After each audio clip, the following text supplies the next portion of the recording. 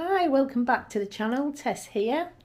Different type of video actually. I was meant to be going away for a few days, a little bit of a mini break. Unfortunately, due to circumstances out of my control, we haven't gone. So we're having a few days at home. So yeah, I've been up to the allotment this morning just to pick some vegetables, and I've also been to our local market, which I very rarely get to go to because I'm normally working when the market's on. So yeah, so that's quite good. So I've picked up some produce from the market and also from the allotment. I'm going to do a little bit of a comparison just for the pricing, because the cost of living at the moment is getting ridiculous. It really is. But yeah, I'm going to do a little bit of cooking. So I say, join us for a little bit of a different adventure today. These are the things I got from the market this morning, basically things that I can't grow at the moment. So I got a selection of mushrooms, which they look really tasty, so that's good. I got some shallots, pomegranate, got to have a pomegranate this time of the year, a lovely yellow courgette, which is great, and a nice white onion. So yeah, we're going to be making something with them. That cost me just under £7, which, yeah, I think it's a little bit expensive to be honest, but it would have been a lot more in the supermarket, and we don't have a greengrocers locally, so that's why I opted for that option. I was going to get a punnet of strawberries, now they're from Belgium. When I was talking to the guy on the stall, they were £4.50 a punnet, and the punnet was probably about that size. I can't justify for £4.50 at all.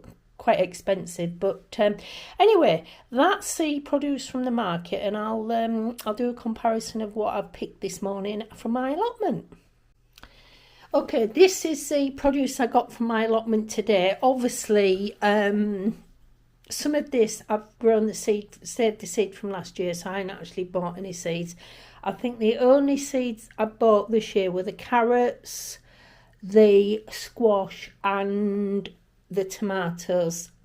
Everything else I had from last year. So I've got a little pot of lettuce there, which is a keep growing lettuce. Now in the supermarket, I think they're around about 50p at the moment. I've got a pot of coriander and a pot of basil, and they obviously grow in the greenhouse along with the lettuce at this time of year, and they're about 150 each. I've got a squash there, which actually the grandchildren have grown, bless them. And they was on the market today at £1.60, along with a butternut squash, which was £1.60. The broccoli I've worked out is about 50p, and the the kale is about 40p. The mucky carrots, as we like to call them, were £1.20 a bunch on the market.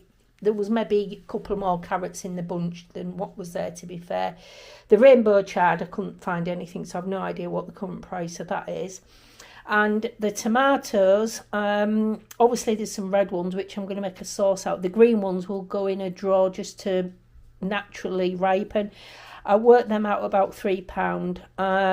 And the little chilies there, they've just been drying in the greenhouse, so I haven't really included them, to be fair.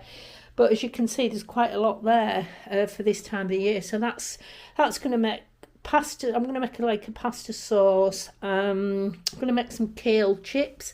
I'm going to possibly maybe roast the squashes. Might make some soup as well. So, but yeah, a good little bunch for mid-October. So I've done a rough estimate. Probably if I bought that in a supermarket, rough prices, I suppose, maybe about £13. So yeah, so that and the other vegetable that I would bought would have been £20, which is quite a lot for vegetables, really. I know everybody doesn't have an allotment, which is fair comment, but you know, you can grow things in bags on your windowsill. I've always grown herbs and vegetables and things in pots, even when I didn't have an allotment. So, and it tastes nice. So, and it's very seasonal. So let's get cooking. I'm going to make a nice soup, I think. They're just a couple of potatoes and some onions from the plot as well that I've had in storage. So I'm going to put other store cupboard ingredients in as well. So yeah, let's see what we get on to.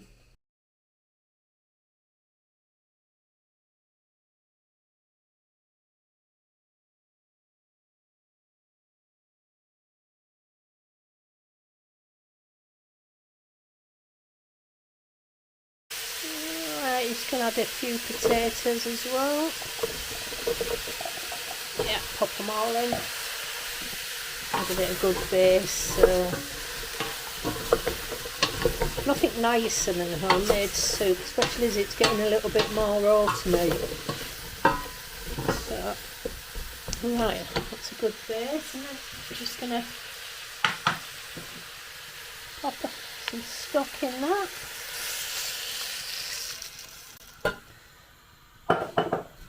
Right, we just leave that to simmer down a while and get a little bit of flavour on board. That's simmer away nicely, so that's good. I've just added a little bit of black pepper in, and then now I'm just going to add the chard because it is almost cooked.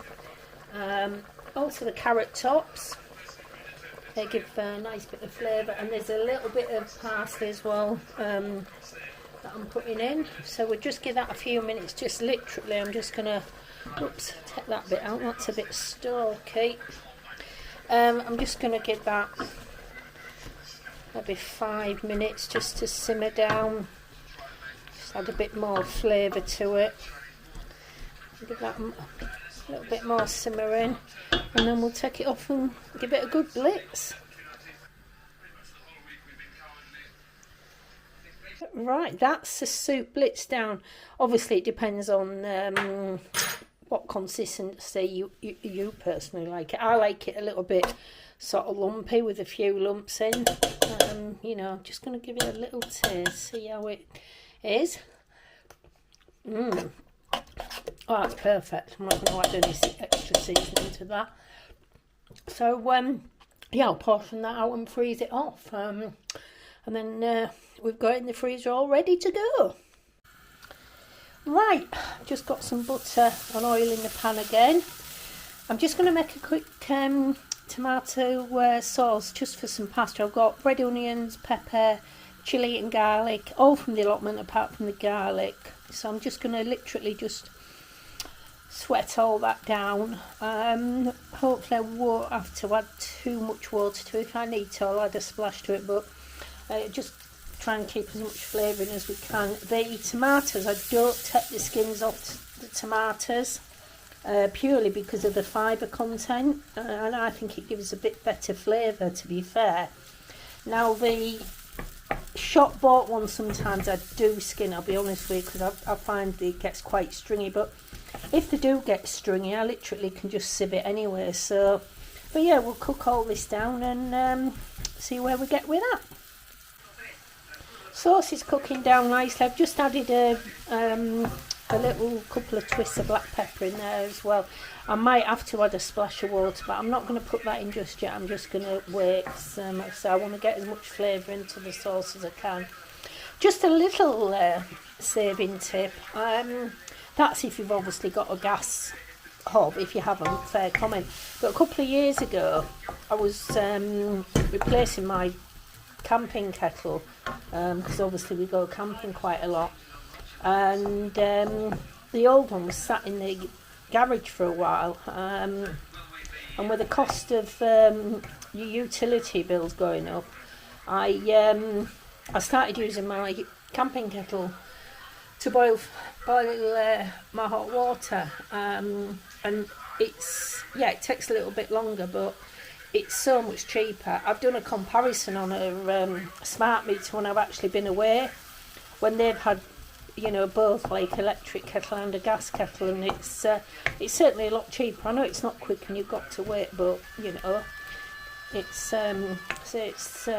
trying to be as economical as possible, I think, for us all, certainly in this cost of living crisis. So That's the sauce now cooking down nicely. Don't know if I'll have to add any water or not, because it is breaking down a bit. I'll see anyway. If I do, I'll add a splash at the end, because I just want to try and keep as much flavour in there as I can. I've added a couple of twists of pepper in there as well, so that should do the flavour a bit as well. So yeah, smells nice. I must admit, I think I might have that for tea tonight with the pasta.